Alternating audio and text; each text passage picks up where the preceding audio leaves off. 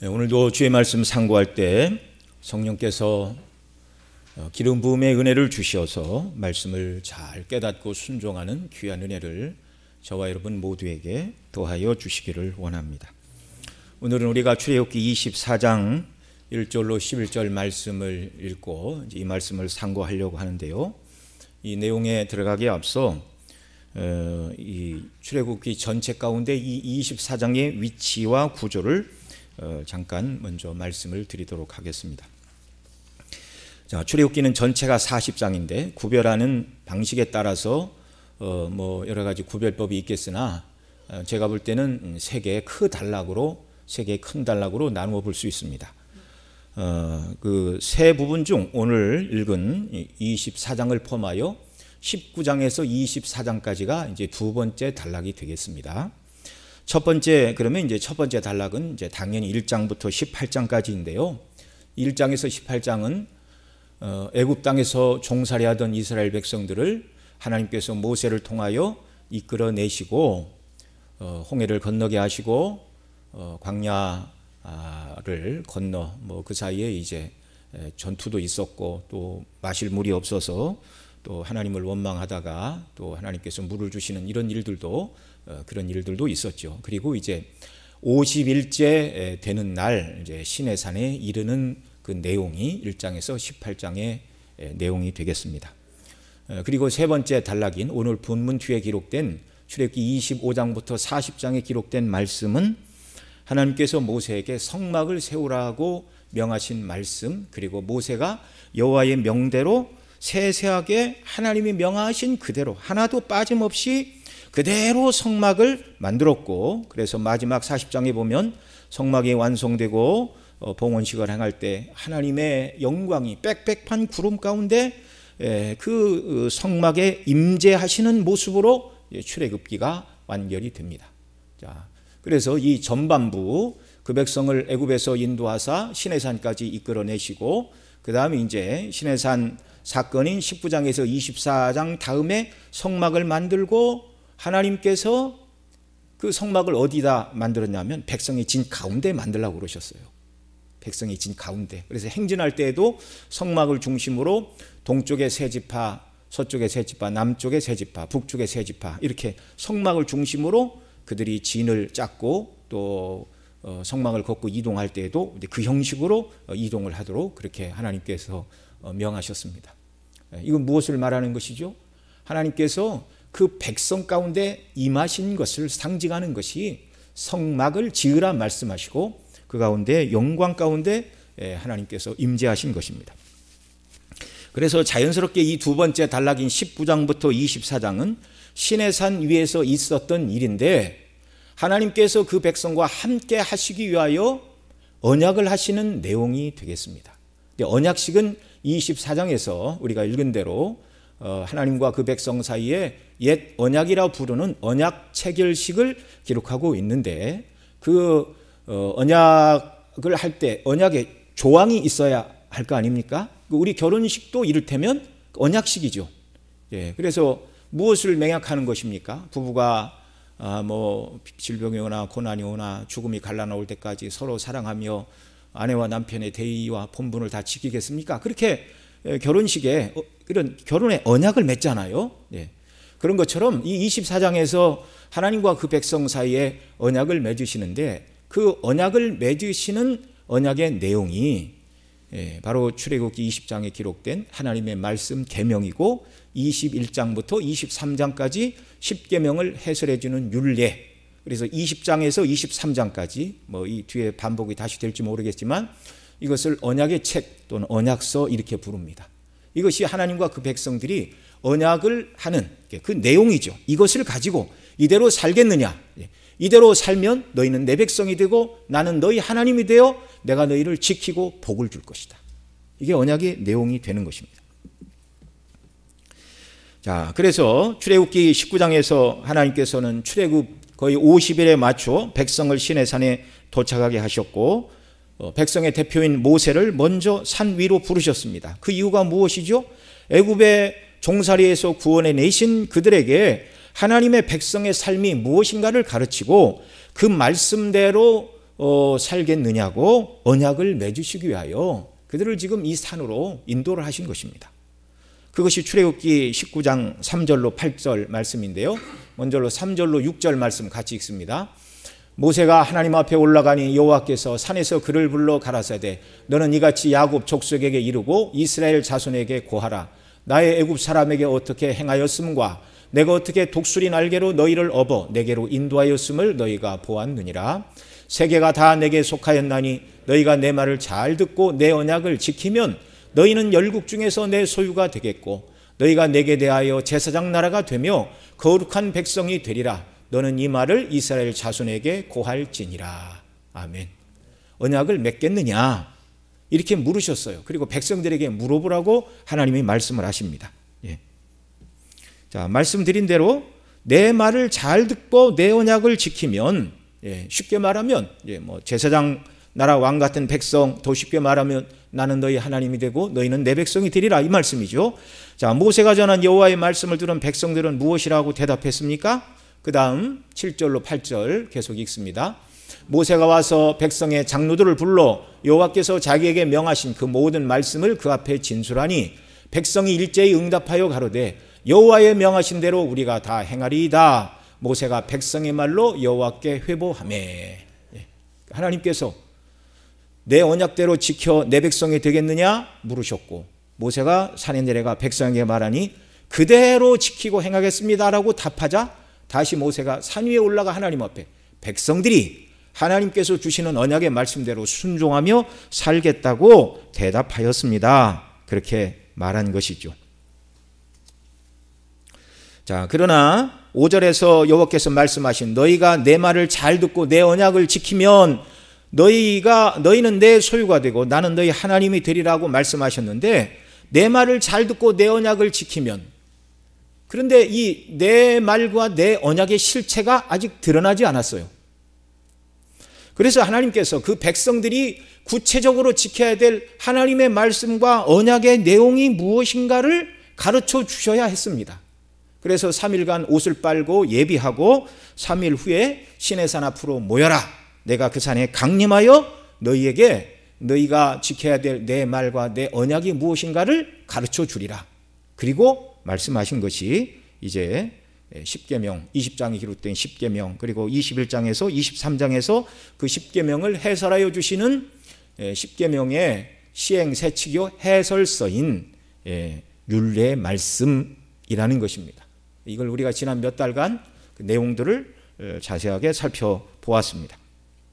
이 언약의 법으로 주신 출애굽기 20장에서 23장을 언약의 책으로 부르는데요. 오늘 본문 4절에 보면 모세가 여호와의 모든 말씀을 기록하고 라고 말씀하는데, 기록한 그 모든 말씀이 바로 시내산 위에서 모세가 백성과 함께 받은 20장의 10계명이고, 또 백성이 두려워서 하나님의 말씀을 들을 때 우리가 죽을 것 같으니 모세 당신 혼자만 받고 우리에게 말씀해 주세요 해서 홀로 받은 말씀이 21장에서 23장의 내용이었습니다. 그래서 그 모든 20장에서 23장에 이르는 말씀을 모세가 기록을 했습니다. 기록안이 책이 된 것이요. 그래서 언약의 책, 우리 성경에는 언약서 이렇게 말하는데 그 표현이 오늘 본문 7절에 나옵니다. 7절에서 언약서를 가져 백성에게 낭독하여 들리매 이렇게 말하고 있죠.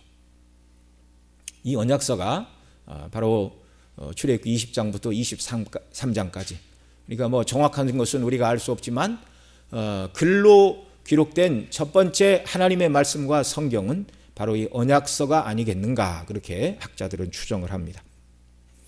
바로 이 언약의 말씀대로 백성들이 살 것을 언약하는 것이 오늘 본문 1절로 이제 8절에 기록된 언약 체결식이 되겠습니다. 백성들이 말씀대로 순종하는 것을 조건으로 하나님은 그들의 하나님이 되시고 또 언약책에 기록하신 대로 그들에게 복을 주십니다. 그러나 이 언약을 체결한 후에라도 하나님의 말씀을 지키지 않고 언약을 파기하여, 그 내용은 무엇이죠? 바로 우상 숭배입니다. 하나님을 사랑하지 않고 우상을 섬기면 이것이 언약이 파기가 되는 것인데요, 그것이 올무가 되리라는 경고의 말씀을 우리가 지난 시간에 살펴본 출애굽기 23장 33절 언약서의 맨 마지막에 하나님이 경고를 하셨습니다. 그리고 오늘의 본문 내용대로 시내산에서 이 맺은 언약을 맺고 있는데요. 통상 우리는 이것을 예수님이 새롭게 맺으신 새 언약과 구별하여 시내산 언약이라도 부르고 또 다른 말로는 옛 언약이라고도 부릅니다. 예수님께서 새롭게 제정하신 언약과 구별하기 위하여 옛 언약이라 이렇게 말하는데요. 우리 주님께서는 이 땅에 오셔서 공생애를 마치시고 마지막 유월절 만찬을 나누시면서 그 마지막 유월절 만찬을 성만찬으로 바꿔주셨어요. 그러면서 떡을 나눠주시면서 이것은 너희를 위하여 찢기는 바 나의 몸이니라. 그리고 식후에 포도주를 나눠주시면서 이것은 너희를 위하여 흘리는 바 나의 피 곧 언약의 피니라 라고 우리 주님 말씀해 주셨습니다. 그러니까 예수님의 피와 오늘 출애굽기 24장에 기록된 언약식이 체결될 때 그때 흘려졌던 피가 연관이 있다라는 것을 우리가 알 수가 있습니다. 자, 이 언약 체결식은요, 인간의 표현을 빌리면 사랑하는 남녀가 서로 결혼하여 서로가 남편과 아내의 의무를 감당하고 서로 간에 서로만 사랑할 것을 맹약하고 한 집에 사는 것과 같다고 하겠습니다. 결혼한 부부가 서로 사랑하며 한 집에 살듯이 시내산에서 맺은 언약, 이 옛 언약은 하나님과 그 백성이 함께 거하기 위하여 이 언약을 맺었다 말씀을 드렸죠. 나는 너희 하나님이 되고 너희는 내 백성이 되어. 그래서 하나님께서 그 백성과 함께 거하시려고 무엇을 만들라고 하셨다고요? 성막을 만들라고 하셨습니다. 옛 언약이 결혼식으로 비유된다고 말씀을 드린 것은 하나님께서 예레미야 선지자를 통하여 그렇게 말씀해 주신 것입니다. 예레미야 31장 31절로 32절 여러 번 인용을 했는데요. 같이 읽겠습니다. 나 여호와가 말하노라. 보라, 날이 이르리니 내가 이스라엘 집과 유다 집에 새 언약을 세우리라. 나 여호와가 말하노라. 이 언약은 내가 열조의 손을 잡고 애굽 땅에서 인도하여 내던 날에 세운 것과 같지 아니할 것은 내가 그들의 남편이 되었어도 그들이 내 언약을 파하였음이니라. 이렇게 말씀하고 계시죠. 애굽 땅에서 인도하여 내던 날에 세운 것과 같지 아니할 것은 이게 바로 옛 언약이다 그 말이죠. 31절에서는 새 언약을 세우리라 그렇게 말씀합니다. 왜요? 옛 언약이 깨어졌습니다. 어떻게 깨어졌습니까? 내가 그들의 남편이 되었어도 그들이 내 언약을 파하였음이니라. 이 옛 언약의 내용이 하나님과 그 백성의 결혼식으로 표현되고 있는 것입니다.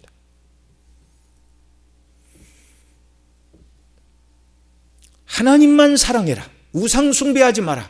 그러면 너희 모든 것을 내가 책임지고 너희 하나님이 되어 너희를 지키고 보존하고 구원하리라.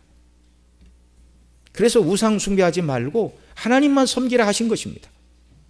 그래서 지난 시간에는 그들이 가나안 땅에 들어가 우상 숭배를 하지 않고 하나님만 섬기게 되면 하나님이 그들의 하나님이 되셔서 내리시는 복을 말씀해 주셨죠. 나를 사랑하는 너희에게 복을 내리는데 어떤 복을 주시느냐? 양식과 물에 복을 내리고 병을 제하고 낙태하는 자가 없고 잉태치 못하는 자가 없을 것이며 일찍 죽는 자가 없이 다 날수를 채울 것이다. 그것이 그리스도 안에 있는 복인데 구약에서는 그 복이 세상적인 것으로 표현된다고 말씀을 드렸습니다.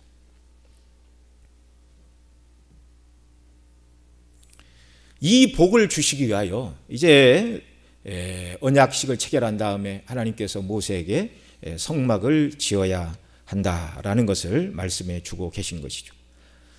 성막을 짓고 하나님은 거기 임재하시고 친히 그 백성과 함께 동행하신다는 임마누엘의 약속이 출애굽 당시부터 주어진 약속이었습니다. 여러분, 이것은 하나님이 그 백성과 함께 거하신다. 언약을 맺으시고 그 백성과 함께 거하신다.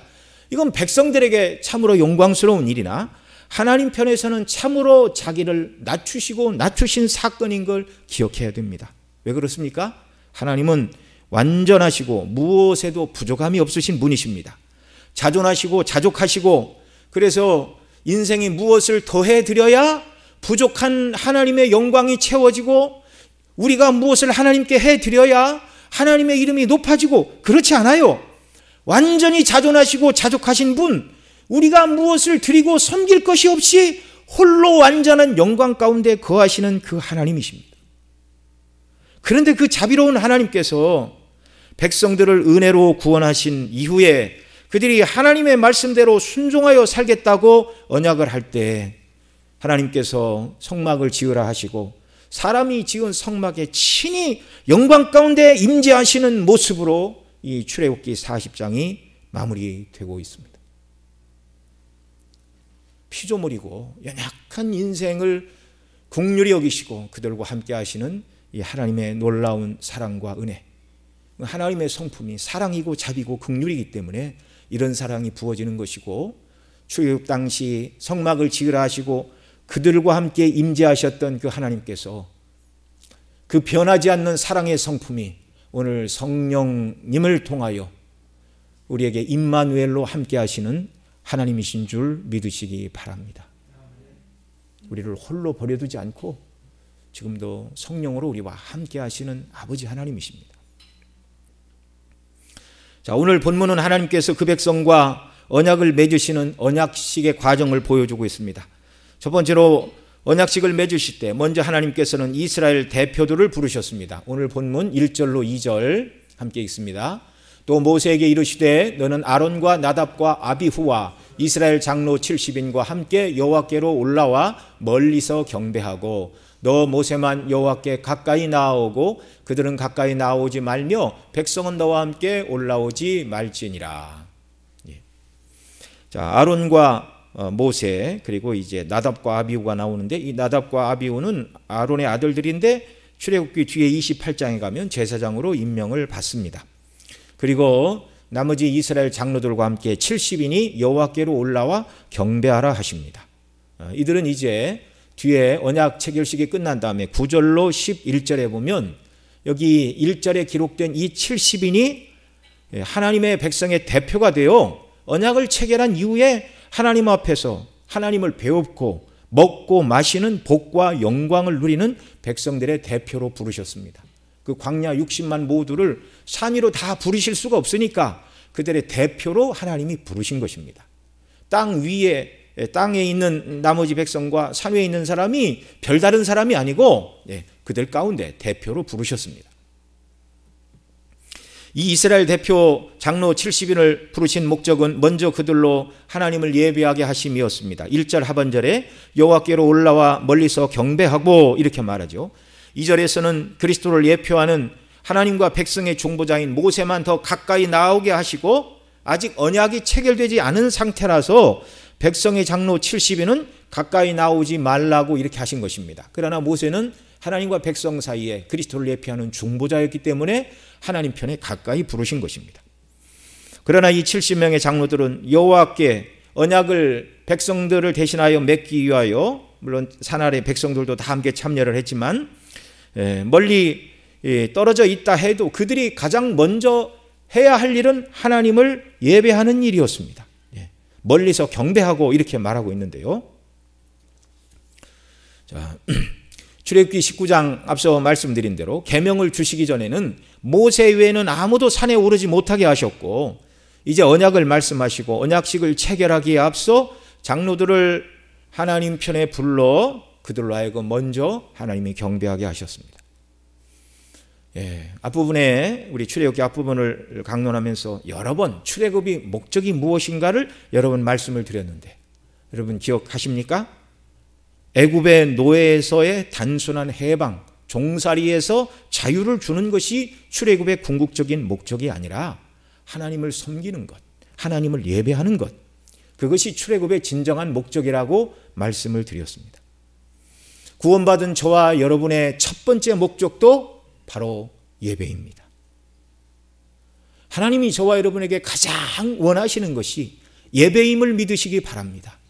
그래서 모든 예배를 다 귀하게 여기고 예배에 참석하여 구원하여 주신 은혜에 대하여 감사하고 하나님의 지혜와 영광과 능력과 솜씨와 그 구원의 계획을 찬미하고 또 우리에게 성령을 부어주시고 힘과 은혜를 주시어서 주님의 뜻대로 순종하게 하시고 복음을 증거하는 증인으로 살아가는 은혜를 간구하는 이런 예배를 우리가 항상 주 앞에서 드려야 하는 것입니다. 여러분, 신앙의 목표가 예배입니다. 오늘날 교회 출석하는 우리 성도들 중에서도 신앙의 목표가 예배, 하나님을 섬기는 것이 아니고 자아 실현이 삶의 목표가 되는 경우들이 있어요. 그런데 오늘날 많은 심리학자들이 이렇게 말합니다. 사람들이 인생의 목적을 자기 실현, 자아 성취에 두는 순간 인생들이 오히려 과거보다 더 불행에 떨어졌다. 왜 그렇죠? 자기가 뜻한 바를 이루면 교만해지고 이루지 못하면 좌절하게 되는데 뜻한 바를 이루어도 다른 목표가 또 보이는 거예요. 그 이루지 못할 목표가 계속 생겨나는 것입니다. 내 스스로 내 인생의 목표를 설정한 후 하나님 앞에 나와 그것을 반드시 이루어달라 구하고 만일 자신의 뜻대로 이루어지지 않으면 하나님을 원망하고 하나님 나를 버리셨습니까? 왜 나는 사랑하지 않고 내 기도는 들어주시지 않습니까? 하나님께 나와 기도하고 찾는 것이 자아 실현과 자기 목표를 위한 것이 되어서는 안 되는 것입니다. 왜? 성경이 그렇게 가르치지를 않아요. 성경이 가르치는 저와 여러분의 인생의 목표는 무엇이라고요? 하나님을 예배하고 하나님을 섬기는 것입니다. 순례길에서 그것만 해도 충분한 것입니다. 성경은 거듭해서 저와 여러분을 하나님께서 구원으로 부르신 이유가 하나님을 예배하는 자로, 하나님을 섬기는 자로 삼기 위함이라고 말씀하고 있습니다. 때때로 저와 여러분에게 어려운 문제들이 찾아오고 어려움 속에서 연단을 하시지요. 그 연단의 목표도 하나님의 아들이신 그리스도의 형상을 본받게 하려는데 하나님의 큰 뜻이 있음을 여러분 믿으시기 바랍니다. 그래서 우리에게 일어나는 크고 작은 일, 좋은 일 또는 우리가 생각할 때 원치 않는 일이라 할지라도 이 모든 것들이 다 합력하여 무엇을 이룬다고요? 선을 이루게 하신다고요. 그 이루시는 선의 목표가 무엇입니까? 그 다음 구절, 아들의 형상을 본받게 하는 것입니다. 오직 저와 여러분의 삶의 목표는 하나님을 예배하는 것이고 하나님을 섬기는 것이고 하나님의 뜻을 위하여 저와 여러분 자신을 주님 앞에 드리고 섬기는 종으로 살아가는 복된 역사가 넘쳐나기를 바랍니다. 여기서 인생의 만족을 찾으시기 바랍니다. 그러면 참된 만족을 주시고 후회 없는 인생이 되는 것이죠. 그리고 3절에서 백성과 함께 받은 십계명뿐만이 아니라 모세가 홀로 받은 21장, 23장의 십계명을 해설하여 주시는 율례의 말씀을 먼저 백성들에게 모세가 다 증거했습니다. 3절 읽습니다. 모세가 와서 여호와의 모든 말씀과 그 모든 율례를 백성에게 고하매 그들이 한 소리로 응답하여 가로되 여호와의 명하신 모든 말씀을 우리가 준행하리이다. 그러니까 모세가 이 십계명은 함께 들었지만 21장에서 23장은 모세가 혼자 하나님께 받았잖아요. 이 20장에 23장까지가 하나님과 그 백성이 맺는 언약의 내용인데 언약의 내용을 모르고 언약식을 맺을 수 없잖아요. 그러니까 이 뒤에 가서도 한 번 더 읽어주는데 언약식을 맺다가 모세가 쭉 읽어주자 우리는 못하겠습니다. 그러면 언약식을 맺을 수가 없지 않습니까?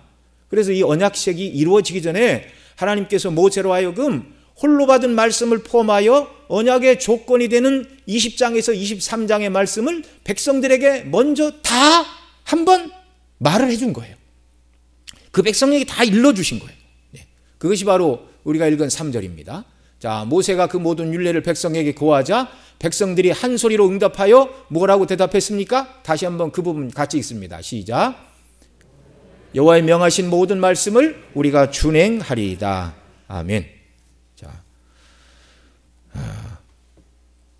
그리고 이제 4절에 보면 이제 비로소 이제 언약식이 진행이 되는데 4절 앞부분에 보면 모세가 여호와의 모든 말씀을 어떻게 했다고요?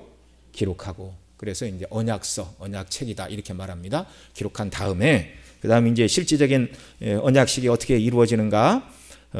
바로 이제 4절 그 뒷부분이 말하는 것처럼 4절 이른 아침부터 같이 읽습니다. 시작. 이른 아침에 일어나 산 아래 단을 쌓고 이스라엘 12지파대로 12기둥을 세우고 아멘. 예.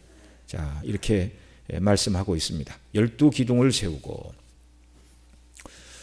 자, 이 12기둥은 이스라엘 12지파를 상징한다고 말씀을 드렸고요. 그 다음 이제 5절을 보면 또 어떻게 하고 있습니까? 그 다음 5절 또 읽습니다. 시작. 이스라엘 자손의 청년들을 보내어 번제와 소로 화목제를 여호와께 드리게 하고, 이렇게 말씀하고 있습니다.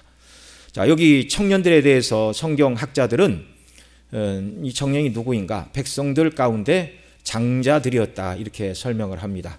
자, 아직 하나님께서 제사장들을 세우시기 이전입니다. 그러니까 누군가는 제사를 드리는 제사장의 역할을 감당해야 되는데 이 임무를 하나님이 누구에게 맡기셨다고요? 청년들에게. 그런데 이 청년들을 왜 학자들은 장자들이라고 말을 하는가? 출애굽하던 날 애굽의 장자들은 다 죽었죠. 그러나 이스라엘 장자들은 죽지 않았습니다. 왜요? 문 임방과 설주에 어린 양의 피를 발랐기 때문이죠. 그래서 출애굽하신 다음에 하나님께서 애굽의 장자는 심판받아 죽었는데 이스라엘 장자는 죽지 않았으니 너희 모든 초태생은 다 내 것이라고 하나님의 것으로 구별하셨습니다. 그리고 이스라엘 장자들이 성전에 가서 섬기도록 하지 않으시고 그들 대신에 하나님을 섬길 레위 지파를 택하셨고, 그래서 이스라엘 장자들은 속전을 내야 했어요. 레위 지파에게. 물론 이스라엘 장자는 모든 장자 뒤에 태어나는 모든 아들들의 대표였습니다. 그런 의미에서 하나님께서 청년들에게 이제 번제와 화목제를 드리는 일을 모세에게 맡기도록 그렇게 하였는데, 그런 의미에서 이 청년들은 그 장자들이었을 것이다. 그 장자들의 대표가 함께 모여 하나님 앞에 예배를 드리는 그런 내용입니다. 자, 여호와께 제사 드린 제사는 두 가지였죠. 번제와 소로 화목제를 여호와께 드리게 하고, 이렇게 말하고 있습니다. 여러분, 번제는 여러분 잘 아시는 것처럼 모든 제물을 다 태워 드리는 제사입니다. 레위기 1장에 보면 번제를 드리는 방법에 대해서 말씀을 하는데, 번제를 드리는 사람이 번제물의 머리 위에 안수하면 연락되어 그를 위하여 속죄가 된다. 그러니까 안수하는 내용이 자기가 하나님 앞에 지은 모든 죄를 다 그 번제물에게 전가하는 것입니다. 안수를 통하여. 그리고 이 제물을 다 불태워 드리죠. 내 죄로 인하여 내가 죽어야 되고 내가 불타는 심판을 받아야 되는데 이 제물이 나 대신 죽는다는 고백을 하며 드리는 제사가 번제의 제사였습니다. 그러니까 이 번제는 무엇에 대한 상징이죠? 저와 여러분을 대신한 완전한 제물이 되신 예수 그리스도의 예표입니다. 두 번째로 화목제를 드렸는데요. 레위기 3장에서 화목제에 대하여 말씀하는데, 화목제 제사를 드릴 때는 내장에 덮인 기름, 그 다음에 내장에 붙은 기름, 두 콩팥과 그 위에 모든 기름을 취하여 단 위에 불사르고, 그러니까 이 화목제는 콩팥과 내장에 붙고 내장 위에 있는 모든 기름을 하나님의 단 위에 태워드리고 나머지 고기는 나누어 먹는 것이었습니다. 그 화목제를 드리는 사람들이 함께 나누어 먹는 것이었습니다. 그래서 그 나누어 먹는 것에 대해서는 레위기 7장에서 가르치고 있는데요. 여러분, 여기 표하는 화목제물도 우리 예수 그리스도의 예표입니다. 하나님과 죄인들은 그 죄로 인하여 하나님과 원수가 되었어요. 죄가 하나님과 원수입니다. 죄를 지은 인생이 그래서 하나님과 원수가 된 것입니다. 원수된 이 사이에 하나님의 진노를 풀어주는 화목제물이 바로 우리 주 예수 그리스도라는 말입니다. 이것을 사도 바울은 로마서 5장 10절로 11절에서 이렇게 말합니다. 곧 우리가 원수 되었을 때 그의 아들의 죽으심으로 말미암아 하나님으로 더불어 화목되었은즉 화목된 자로서는 더욱 그의 살으심을 인하여 구원을 얻을 것이니라. 이뿐 아니라 이제 우리로 화목을 얻게 하신 우리 주 예수 그리스도로 말미암아 하나님 안에서 또한 즐거워하느니라. 예수 그리스도의 십자가의 죽으심이 하나님과 원수 관계에 있던 저와 여러분을 위한 화목 제물이라고 성경이 분명히 말씀을 하죠. 자, 이 언약 체결식의 가장 중요한 부분은 이제 피를 뿌림으로 언약을 맺는 것이었습니다. 먼저는 번제와 화목제를 하나님께 드렸고, 그 다음에 이제 실제적인 언약식은 피를 뿌림으로 맺어지는데요. 자, 6절로 8절 같이 읽습니다. 시작. 모세가 피를 취하여 반은 여러 양푼에 담고 반은 단에 뿌리고 언약서를 가져 백성에게 낭독하여 들리매 그들이 가로되 여호와의 모든 말씀을 우리가 준행하리이다.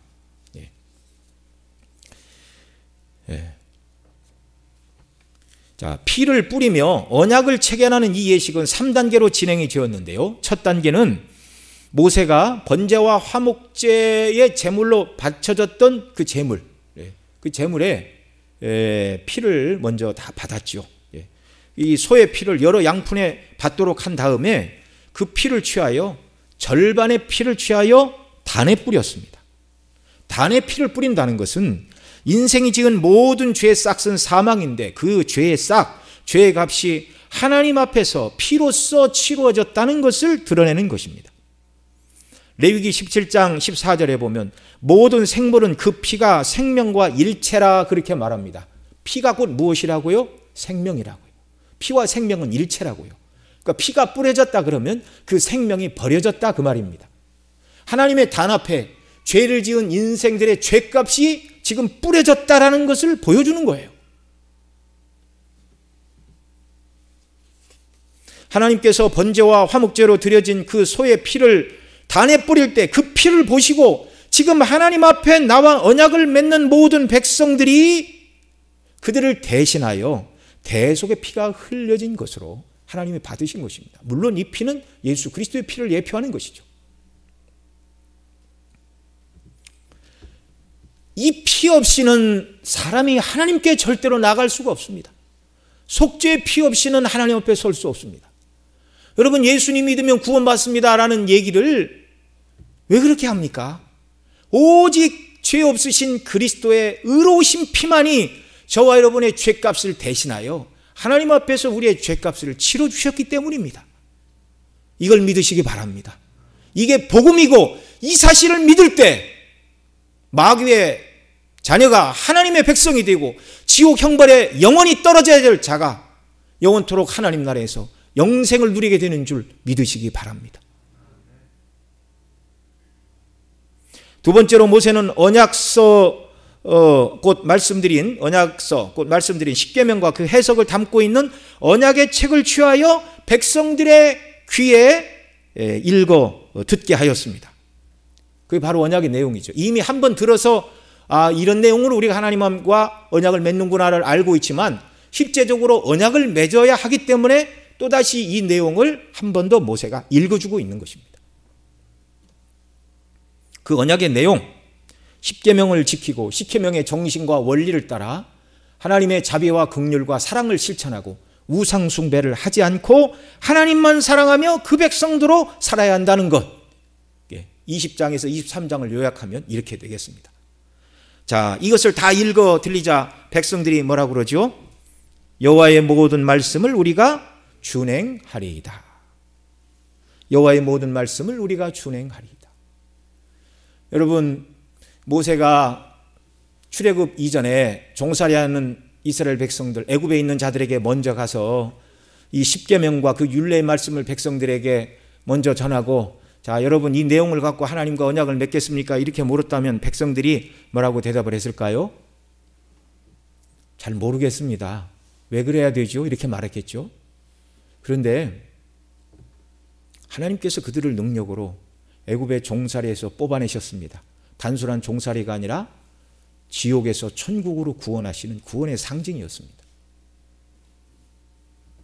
그들을 추격하는 애굽의 군대를 피하여 홍해를 건너게 하시고 악한 자들을 홍해에서 다 멸하시고 광야길에서 만나와 물을 주시고 아멜렉이 쳐들어왔을 때 하나님께서 그들에게 승리를 주시고 쓴 물을 단물로 바꿔주시고 온갖 은혜를 하나님이 다 베풀어 주셨어요.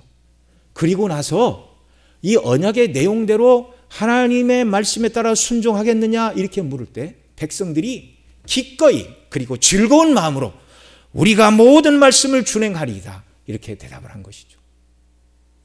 오늘도 하나님은 구원받은 저와 여러분을 향하여 예수의 피로 죄사함을 받고 구원을 받았으니 너희들 마음대로 살아도 된다 그렇게 말씀하지 않으십니다. 그리스도 밖에서는 의를 행할 수가 없었어요. 완전히 부패하고 타락하여 죄밖에 지을 것이 없었어요. 그런 저와 여러분을 하나님의 말씀에 따라 순종하며 의를 행할 수 있는 새로운 피조물로 만들어 주셨습니다. 그래서 사도 바울이 너희 몸을 죄의 병기로 드리지 말고 의의 병기로 하나님께 드리라 이렇게 말씀하고 있죠. 그러니까 우리가 하나님께서 구약시대 이 시내산에서 주신 이 십계명과 그 율례 그 정신과 원리는 예수님 믿는 저와 여러분, 그래서 이 내용들을 예수님께서 산상수훈에서 다시 말씀해 주셨죠. 그리스도인의 이 거룩한 삶의 원리는, 구원받은 자들에게 말씀하시는 이 삶은 하나님께서 구원받은 저와 여러분에게 원하시는 삶의 모습임을 믿으시기 바랍니다. 과거에는 살 수 없었으나 살 수 있는 자들로 만들어 주신 거예요. 그래서 그들은 우리가 모든 말씀대로 준행하리이다 이렇게 대답을 했고, 그러자 세 번째로 언약식의 세 번째는 모세가 남아있는 피의 절반을 취하여 누구에게 뿌렸습니까? 이번에는 백성들에게 뿌렸습니다. 8절 말씀 다시 한번 읽습니다. 모세가 그 피를 취하여 백성에게 뿌려 가로되 이는 여호와께서 이 모든 말씀에 대하여 너희와 세우신 언약의 피니라. 아멘. 피를 뿌리고서 모세가 말합니다. 너희와 세운 언약의 피니라. 이로써 하나님과 그 백성 사이에 언약식이 체결되었습니다. 거듭 말씀을 드렸지만 단에 뿌려진 이 피는, 백성에게 뿌려진 이 피는 무엇을 의미하는 것이죠? 언약을 맺을 때 피를 뿌리는 것은 1차적으로는 언약대로 살지 않으면 이 재물처럼 피 흘려 죽게 될 것이라는 경고입니다. 그러나 출애굽 백성이나 오늘 우리나 할 것 없이 아담의 모든 후손들은 하나님의 계명대로 완전히 순종하여 살아갈 수 없는 전적으로 부패하고 타락한 죄인들입니다. 그래서 단 앞에 피가 뿌려진 것은 죄인의 죄를 대속하는 그리스도의 피를 예표한다고 말씀을 드렸는데, 이스라엘 백성들의 죄를 장차 십자가에서 흘리실 그리스도의 피를 내다보시고 하나님이 용서를 하신 것이죠. 이 옛 언약은 새 언약의 예표입니다. 이 옛 언약만으로는 아무도 구원을 얻을 수가 없어요. 왜요? 그 언약의 내용이 되는 십계명을 해설하는 율례의 말씀대로 완전히 살 사람이 어디 있습니까? 그러나 이 옛 언약 안에도 뿌려진 피, 그리스도의 피가 거기 함께 있죠. 그리고 옛 언약 속에서도 복음이 함께 들어가 있는 것입니다. 히브리 10장 4절에 말합니다. 이는 황소와 염소의 피가 능히 죄를 없이 하지 못함이라. 신에선 언약 곧 옛 언약을 체결할 때 단과 백성에게 뿌렸던 피는 그리스도의 희생의 예표의 피였습니다. 그래서 새 언약이 맺어져야 했고 저와 여러분의 죄를 속죄할 완전한 피가 흘려져야 했습니다. 바로 예수 그리스도의 십자가의 보혈입니다.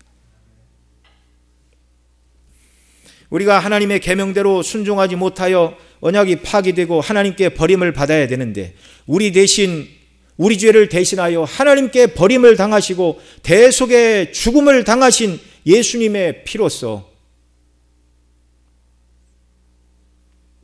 우리는 하나님께 더 이상 버려지지 않고 하나님과 끊어지지 않고 하나님의 백성과 자녀가 된다는 것을 옛 언약을 통하여 보여주신 것이죠. 그래서 예수님 오셔서 새 언약을 이루셔야 했습니다. 그래야 옛 언약이 효력이 유지가 되는 것이죠. 옛 언약은 참 구원의 방식이 아니었기에 이 언약은 결국 파기되고 말았죠. 앞서 읽어드린 예레미야 31장 31절로 33절에 보면 내가 그들의 남편이 되었어도 내 언약을 파하였음이라 이렇게 말씀하지요. 그리고 33절 나 여호와가 말하노라.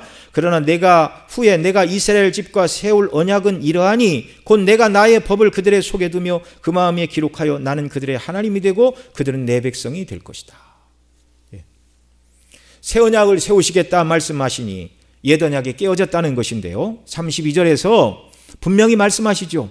그들이 파였음이라. 언약을 이스라엘 백성들이 파했어요. 하나님을 사랑하지 않고 우상을 숭배했어요. 하나님의 율법을 버리고 공의가 아닌 불의를 행했습니다. 언약을 파괴하자 어떤 일이 일어났죠? 나라는 망하고 성전은 파괴되고 백성들은 다시 포로로 끌려갔습니다. 이 상징이 뭐예요? 언약 백성이 사는 가나안 땅에서 그들이 쫓겨났어요. 언약이 파괴되었다는 것을 확증하는 사건입니다. 그래서 새 언약을 하나님이 세우신다 그렇게 말씀하시죠. 이 새 언약은 예수님이 세우시는데 그 언약의 내용은 내가 나의 법을 그들의 속에 두고 그들의 마음에 기록한다. 성령님으로 말미암아 십자가의 복음을 우리 마음에 새기셔서 항상 기억하게 하시고 그 은혜로 말씀에 순종하는 자들로 만드신다는 새 언약의 내용입니다. 예수님은 이 땅에 오셔서 당신의 피로 새 언약을 이루셨습니다. 새 언약은 예수님의 피로 세워진 언약입니다. 이것을 누가복음 22장 20절에서는 이렇게 말합니다. 같이 읽습니다. 저녁 먹은 후에 잔도 이와 같이 하여 가라사대 이자는 내 피로 세우는 새 언약이니 곧 너희를 위하여 붓는 것이라. 아멘. 고린도전서 11장 25절 또 읽습니다. 식후에 또한 이와 같이 잔을 가지시고 가라사대 이 잔은 내 피로 세운 새 언약이니 이것을 행하여 마실 때마다 나를 기념하라 하셨으니, 예수님께서 친히 제자들과 더불어 이 새 언약을 세우셨어요. 히브리 9장 15절, 히브리 9장 15절 읽습니다. 제가 읽어드립니다. 이를 인하여 그는 새 언약의 중본이 이는 첫 언약 때에 범한 죄를 속하려고 죽으사 부르심을 입은 자로 하여금 영원한 기업의 약속을 얻게 하려 하심이라. 그 다음 히브리서 12장 21절은 이렇게 말합니다. 새 언약의 중보이신 예수와 및 아벨의 피보다 더 낫게 말하는 푸린빛이라. 푸린빛이라. 그러니까 새 언약의 중보자이신 예수님, 그리고 아벨의 피가 아닌 중보자이신 예수님이 흘리신 그 피로써 우리가 새 언약의 백성이 되었다, 이렇게 말씀하시는 것입니다. 바로 이 일은 예수님께서 유월절 만찬을 잡수시면서 제정하신 언약이었습니다.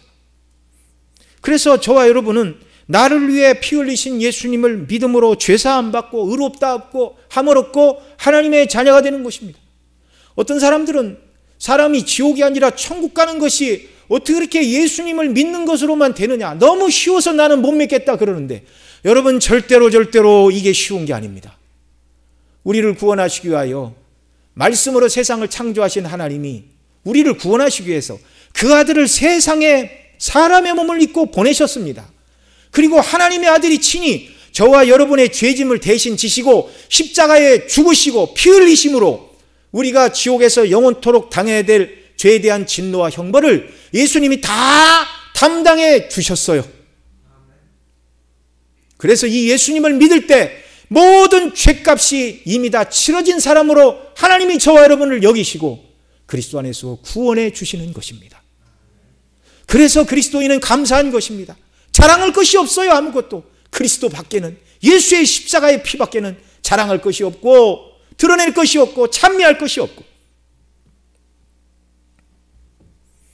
여러분, 이 예수님의 피 때문에 구약에 흘려진 피가 그것을 예표하는 것이라 말씀을 드렸죠. 그래서 소를 잡아서 화목제와 번제를 드리고 그 피로 하나님 앞에 단에 뿌리고 백성들이 하나님 앞에 설 수 있고 언약을 맺을 수가 있었습니다. 이 예수님의 피 때문에 저와 여러분은 또한 하나님 앞에 담대히 서게 되는 줄 믿으시기 바랍니다. 여러분이 언약의 피가 흘려지기 전에는 어땠습니까? 출애굽기 19장에 보면 하나님 다 읽기는 그렇지만 내용을 말씀을 드리면 하나님께서 모세만 산 위로 부르시고 백성들을 신칙하여 산 위에 올라오지 못하도록 하라.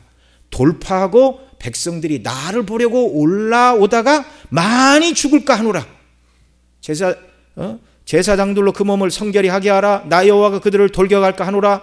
그러자 모세가 말하죠. 여호와께서 우리에게 명하여 이르시기를 산 사면에 지경을 세워 거룩하게 하라 하셨사온즉, 구별하라 하셨사온즉 백성이 신의 산에 오르지 않을 것입니다. 그래도 하나님이 다시 말씀을 하십니다. 아니다, 내려가서 너는 아론과 함께 올라오고 다시 제사장과 백성들에게는 돌파하고 여호와께 올라오지 못하게 하라. 그들이 만일 이 선을 돌파하고 산으로 올라오면 내가 그들을 돌격하여 그들을 죽일 것이다. 하나님 다시 말씀하셨어요. 그래서 모세가 백성에게 내려가서 신신당부합니다. 절대로 하늘에서 어떤 음성이 들린다 할지라도 여러분은 절대로 이 산을 오르면 안 됩니다. 죽습니다. 얼마나 두렵습니까? 에덴 동산에서는 아담과 하와가 하나님과 함께 거인했어요. 그런데 무엇 때문에 인생에 하나님 앞에 설 수 없는 자들이 되었습니까? 죄 때문입니다. 죄가 하나님의 원수이고 하나님이 죄를 미워하시고 하나님은 죄에 대하여 분노하시고,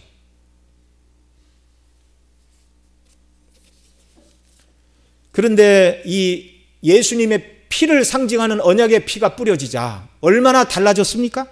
오늘 출애굽기 24장 본문 9절로 11절 같이 읽습니다. 시작. 모세와 아론과 나답과 아비후와 이스라엘 장로 70인이 올라가서 이스라엘 하나님을 보니 그 발 아래는 청옥을 편듯하고 하늘같이 청명하더라. 하나님이 이스라엘의 존귀한 자들에게 손을 대지 아니하셨고 그들은 하나님을 보고 먹고 마셨더라. 아멘. 정말 하나님을 찬양할 일이 일어났습니다.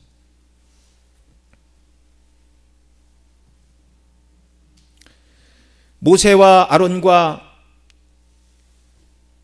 나답과 아비후 그리고 그들을 포함한 이스라엘 장로 70인이 하나님 앞에 올라가 하나님을 뵈니 이렇게 말하고 있어요. 뒤에 출애굽기 33장에 가면 나를 보고 살 자가 없음이라 그렇게 말씀하시죠. 이들이 죽어야 되는데 죽지 않고 있어요. 왜요? 그리스도의 피를 예표하는 희생의 피가 하나님의 단 앞에 뿌려졌기 때문입니다.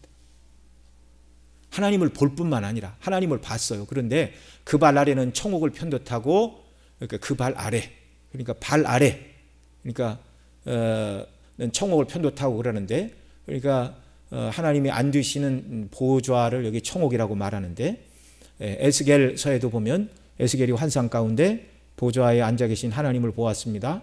그런데 그 에스겔서에서도 보면 하나님의 보좌의 모양을 남보석 같고 이렇게 말하는데 에스겔은 하나님의 보좌를 남보석이다 말하고 여기 10절에서는 그 발 아래는 청옥을 편듯하고 이게 하나님의 보좌인데 청옥이다 이렇게 말하죠. 근데 청옥, 남보석 다른 보석이 아니라 영어 성경에 쓰는 둘 다 사파이어로 번역을 하고 있습니다. 푸른 빛이 나는 보석에 앉아 계신 하나님. 하나님 얼굴은 보지는 못했어요. 보좌에 앉아 계신 하나님의 임재 영광과 굳이 사람으로 표현하자면 하나님의 영광의 핵심인 얼굴은 보지 못하고 발과 그 다음에 그 보좌를 보고 편듯하고 하늘같이 청명하더라 이렇게 말합니다. 그리고 그들이 하나님의 보좌 앞에서 어떻게 했습니까? 하나님이 이스라엘의 존귀한 자들에게 손을 대지 아니하셨고 손을 대시면 어떤 일이 일어나는 거죠? 죽습니다. 죄인이. 그런데 예수님의 피를 상징하는 피가 뿌려졌기 때문에 이 모세를 비롯한 70명의 장로들이 죽지 아니하고 도리어 그들은 어떻게 했어요? 하나님을 보고 하나님 앞에서 먹고 마셨더라. 아멘.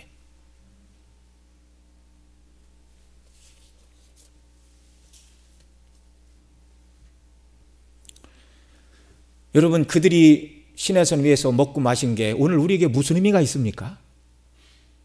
저와 여러분도 하나님 앞에서 예수님 때문에 하나님을 배웠고 먹고 마실 자들로 구속함을 받았다는 사실입니다. 예수님 때문에 새 언약이 완성이 되어 이런 복을 저와 여러분이 받았어요. 예수님 믿음으로 그 피로 죄사함 받고 의롭다 하심을 얻어 하나님의 자녀가 되었습니다. 예수님 안에 있는 저와 여러분을 이제 하나님께서 보실 때 더 이상 우리의 연약과 허물과 죄를 인하여 진노하지 않으십니다. 우리에게 내리셔야 마땅한 모든 죄에 대한 진노가 그리스도의 십자가에서 다 쏟아졌기 때문이죠.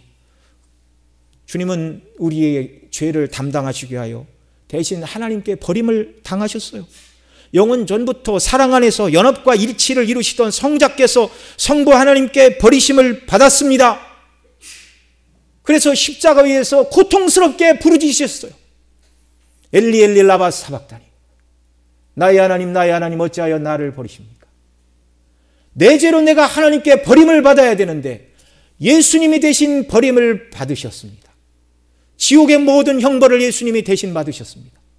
그래서 저와 여러분은 예수님 믿는 저와 여러분은 하나님께 더 이상 버림받지 않고 더 이상 형벌을 받지 않게 되는 줄 믿으시기 바랍니다. 이게 복음입니다.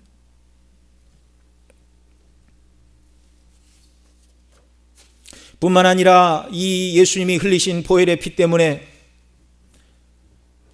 옛 언약을 체결하고 그 장로들이 하나님을 배웠고 하나님 앞에서 먹고 마시는 은혜를 누린 것은 저와 여러분 모두가 우리 주님 재림하시면 우리가 천국에 들어가면 주님의 천국 잔치에 참여할 것을 예표하는 것입니다. 구약은 예표이죠. 시내산에서 잠시 하나님 앞에서 먹고 마시는 천국의 교제가 있었지만 그건 일시적인 일이었습니다. 이 교제가 하나님의 영광의 광채의 실체인 얼굴을 배우는 교제는 아니었다고 말씀을 드렸죠. 이것은 어디까지나 예표입니다. 주님 안에서 우리가 하나님의 영광을 온전히 배웠고 참된 만족을 누리며 잔치에 참여하는 날이 오는 것입니다. 이것을 구약에서부터 예언하고 있는데요. 이사야 25장 6절로 8절 여호와께서 마지막 날 연회를 베푸실 것을 이렇게 말씀합니다. 같이 읽습니다. 만군의 여호와께서 이 산에서 만민을 위하여 기름진 것과 오래 저장하였던 포도주로 연회를 베푸시리니 곧 골수가 가득한 기름진 것과 오래 저장하였던 맑은 포도주로 하실 것이며 또 이 산에서 모든 민족의 그 가리워진 면박과 열방의 그 덮인 휘장을 제하시며 사망을 영원히 멸하실 것이라. 주 여호와께서 모든 얼굴에서 눈물을 씻기시며 그 백성의 수치를 온천에서 제하시리라. 여호와께서 이같이 말씀하셨느니라. 구약시대는 이런 일이 일어나지 않았어요. 신약에서도 이런 일이 일어나지 않았어요. 그리스도 안에서 장차 하늘에서 이루어질 일을 말씀하고 있는데 여기 오늘 이사야 25장 8절에 보면 사망을 영원히 멸하실 것이라. 주 여호와께서 모든 얼굴에서 눈물을 씻기시며 그 백성의 수치를 온천에서 제하시리라 이렇게 말씀하는데 이 말씀은 요한계시록 21장 새하늘 4절에 말씀하는 새하늘과 새 땅에서 있을 일. 자, 계시록 21장 4절 같이 읽습니다. 모든 눈물을 그 눈에서 씻기심에 다시 사망이 없고 애통하는 것이나 곡하는 것이나 아픈 것이 다시 있지 아니하리니 처음 것들이 다 지나갔음이러라. 여기 요 이사야 25장의 말씀을 계시록 21장에서 다시 인용을 하고 있어요. 이 천국은 하나님께서 베푸시는 연회에 참석하게 되는 어린 양의 혼인잔치입니다. 기름진 것과 오래 저장하였던 포도주로 연회를 베푸시리니 곧 골수가 가득한 기름진 것과 오래 저장하였던 맑은 포도주로 최고의 잔치자리로 하나님께서 저와 여러분을 초청하실 것을 말씀하는 것입니다. 죄가 없고 죄로 인한 죽음도 죄로 인하여 당해야 될 슬픔과 눈물도 아픔도 없이 오직 참된 기쁨과 만족이 넘치는 하나님께서 베푸시는 천국의 만찬이 저와 여러분을 위하여 예비되어 있는 줄 믿으시기 바랍니다. 천국을 여러 가지 모습으로 설명할 수 있지만 오늘 본문과 관련해서 천국은 잔치의 자리입니다. 이 천국의 잔치는 오늘 신약교회에서 성찬과 애찬으로 이 땅에서 표현되고 있습니다. 우리는 성찬에 참여함으로 천국에서 주님과 함께 나누게 될 천국 잔치를 바라보는 것입니다. 초대교회는 매주 예배 시간에 성찬을 나누었고 예배가 끝나면 애찬을 함께 나누었는데 예배만 드리고 바쁜데 바로 가지. 여러분 그렇지 않습니다. 성도들이 주일날 함께 모여 애찬을 나누는 것은요 성도의 복된 교제를 말하는 것인데 이 교제의 원형은 하늘에 있습니다. 하나님 앞에서 자녀된 저와 여러분이 주 앞에서 먹고 마시게 될 날이 곧 오는 것이죠. 속히 코로나로 인한 어려움이 지나가고 성찬을 함께 나누고 애찬도 나눈 그런 은혜를 주께서 베풀어 주시기를 원합니다. 우리는 천국에서 주와 함께 먹고 마실 것인데요. 이것을 마태복음 26장 27절로 29절에서 우리 주님이 이 성만찬을 제정하시면서 분명히 말씀하셨습니다. 자, 28절 이것은 죄사함을 얻게 하려고 많은 사람을 위하여 흘리는 바 나의 피 언약의 피니라. 그리고 29절 같이 읽습니다. 그러나 너희에게 이르노니 내가 포도나무에서 난 것을 이제부터 내 아버지의 나라에서 새 것으로 너희와 함께 마시는 날까지 마시지 아니하리라 하시니라. 아멘. 아버지의 나라에서 이 12제자뿐만 아니라 이 예수님을 믿는 저와 여러분 모두와 함께 주님이 천국에서 함께 먹고 마실 것이다 약속해 주고 계세요.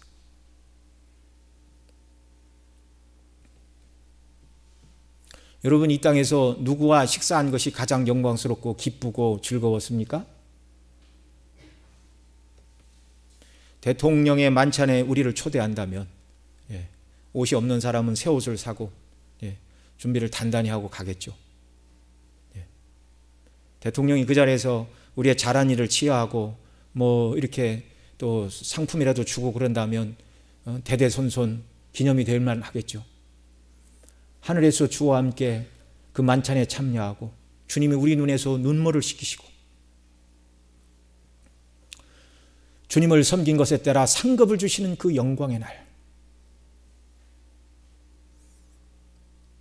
이 날이 최고의 날인 줄 믿으시기 바랍니다. 이거 바라보고 우리가 이 땅에서 예수님 믿고 사는 거예요. 누가복음 22장 29절 30절에서도 이렇게 말합니다. 내 아버지께서 나라를 내게 맡기신 것 같이 나도 너에게 맡겨 너희로 내 나라에 있어 내 상에서 먹고 마시며 또는 보좌에 앉아 12지파를 다스리게 하려 하노라. 이 약속의 말씀이 그리스도 예수 안에서 주님 재림하시는 날 반드시 이루어짐을 여러분 믿으시기 바랍니다. 이게 우리의 소망이에요. 우리는 연약하여 세상에서 어떤 일이 조금 잘 되면 웃고 조금 어려우면 울고 세상 일의 이 요동치는 파도에 따라 일이 일비하고 살아가는데, 여러분 아까도 말씀을 드렸지만 우리 인생의 목표를 자아 실현 성공에 두지 말고 하나님을 예배하고 섬기는 데 두시기를 바라고요. 우리의 시선과 목표를 이 잔치를 예배하고 계시고 우리를 맞아주실 예수 그리스도에게 시선을 고정하고 이 땅을 살아가는 역사가 우리에게 있기를 바랍니다. 말씀을 맺습니다. 이 소망을 가진 성도는 이 땅에서 하나님 아버지와 우리 주 예수 그리스도를 사랑하는 삶을 살아야 됩니다. 왜요? 사랑을 받았으니까. 십계명과 그 모든 설명하는 율례의 말씀의 핵심도 하나님 사랑입니다. 하나님 안에서 이웃 사랑입니다. 지난 금요일에 하나님 사랑이 무엇인가를 공부를 했는데, 하나님 사랑은 무엇입니까? 하나님의 말씀을 사랑하고 그 말씀대로 지키려고 애쓰는 것입니다. 그리스도 밖에서는 지킬 수 없었는데 지킬 수 있는 새로운 피조물로 만들어 주셨어요. 성령의 도우심과 은혜를 구하고 말씀의 순종함으로 하나님 사랑하는 것을 드러내며 살아가는 역사가 우리에게 있기를 바랍니다. 물론 그 말씀을 지킨다고 해서 구원받는 게 아니에요. 이미 예수님의 피로 구원을 받았고 지킬 수 있는 사람으로 만들어 주셨으니 그 은혜에 보답하기 위하여 말씀에 순종하는 것입니다. 두 번째로 하나님 사랑하는 것은 이 땅에 있는 하나님의 가족들, 그리스도 안에 있는 형제 자매를 사랑하는 것으로 나타나야 합니다. 내가 도와야 될 분이 있으면 돕고 위에서 기도해야 될 분이 있으면 기도해야 합니다. 셋째로 하나님을 사랑하고 예수 그리스도를 사랑하는 사람은 그 하나님 아버지와 우리 주 예수 그리스도를 다시 만날 날을 간절히 소망하며 살아가는 사람임을 믿으시기 바랍니다. 그러니까 예수님 다시 오실 날을 고대하고 사는 거예요.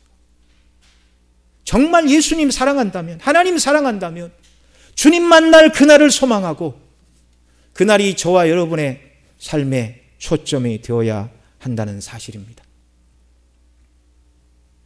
이렇게 살아감으로 말미암아 주님 다시 오시는 날 주께서 베푸실 천국 잔치에 기쁨으로 참여하고 주와 더불어 누리는 영광스러운 교제에 영원토록 참여하는 저와 여러분 모두가 되시기를 소원합니다. 기도하겠습니다. 사랑하시는 아버지 하나님, 모세와 더불어 옛 언약을 세우시고 짐승의 피로 언약을 맺으셨습니다. 그것은 예수님이 흘리실 보배로운 대속의 피의 예표였는데, 바로 예수님이 새 언약을 맺으시고 십자가에서 피를 흘림으로 그 새 언약을 성취하여 주심으로 그 예수님의 피 때문에 그 예수님의 피를 믿을 때 죄사함 받고 하나님의 자녀가 되고 의롭다 하심을 얻고 그리스도의 신부가 되고 장차 어린 양의 혼인잔치에 참여할 자들로 저희들을 삼으시고 부르시니 너무나 감사합니다. 이 땅을 살아가는 우리의 목표가 하나님을 예배하는 삶이 되게 하시고 주님 다시 오실 날을 소망하고 그 잔치에 참여할 것을 기뻐하며 준비하는 그런 삶이 되도록 은혜 위에 은혜를 베풀어 주옵소서. 우리 구주 예수님의 이름으로 기도드리옵나이다. 아멘.